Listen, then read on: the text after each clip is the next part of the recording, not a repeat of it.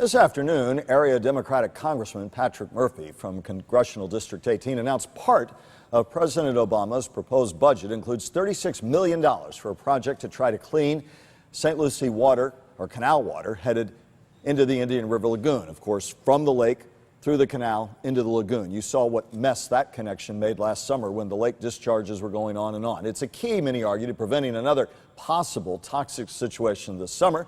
Congressman Murphy taking a few moments to join us live via Skype from his offices in Washington, D.C. Sir, we've heard about money slated before that's there 1 minute, gone the next. Do you think the money will stick, and do you think it really can be part of a piece that really can effectively begin to deal with the toxic situation, and if so, how?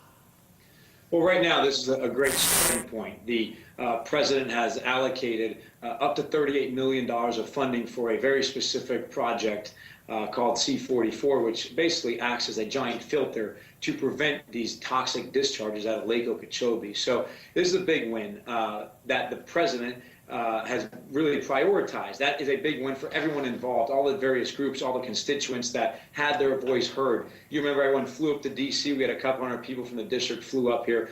It's because of their voice that this happened. Now the next fight is making sure that the appropriates this money. So I'm going to need everyone's involvement now to continue fighting for these funds. But this is really a commitment from the administration to make sure that we clean up our Everglades. It is an important piece, this reservoir. They've been talking about it for decades here.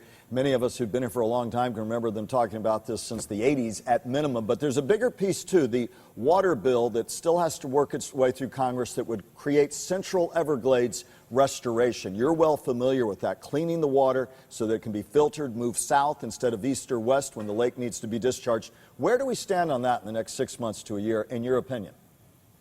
Yes, right now there's what's called, there's a meeting basically going on between the House and the Senate where they're trying to compromise some of the differences in the various bills. Hopefully we get that passed really near future, and if we get that done, we will have a final vote on the House floor, and hopefully the funding will be there. The WRDA bill is supposed to pass every 2 years. It's been 7 years since the last WRDA bill passed, so it's in what's called a conference committee right now. If we get that done, that'll be a huge windfall for the Everglades, for the area, and really getting that water cleaned up for long term. 10 seconds or less, can you at least guarantee that Everglades restoration and the Central Everglades project will be part of consideration in that big WRDA bill?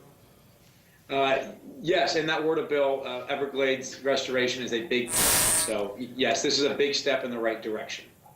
Democratic Congressman Patrick Murphy, thank you for joining us via Skype. Technology that we wheel out because we think it's important on occasions like this. Can't always get you to a satellite. It's important to hear what you have to say. Thanks for joining us from your offices in Washington. Kelly? New at 5.